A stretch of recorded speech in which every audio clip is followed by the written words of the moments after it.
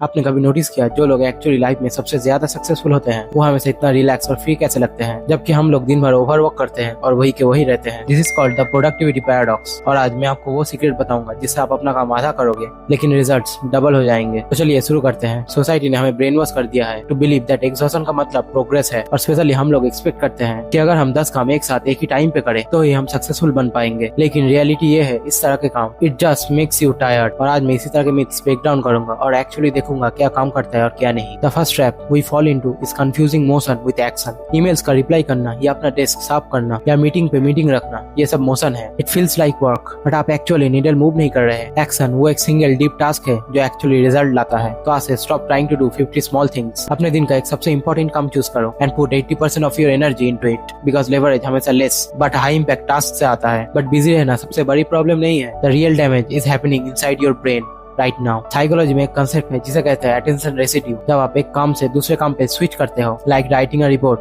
Then suddenly checking a WhatsApp message, तो आपका brain का एक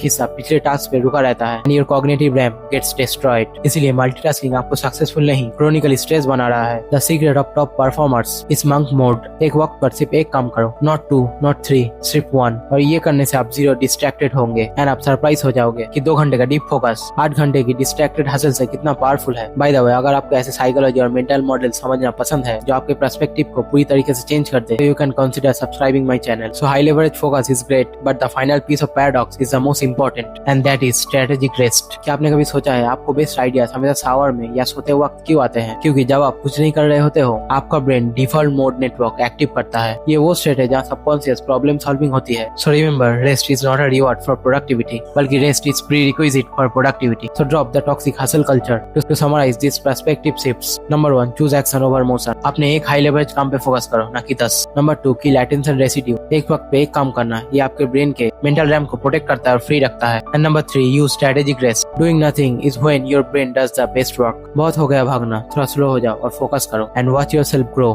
फास्टर देन एवर। सी या।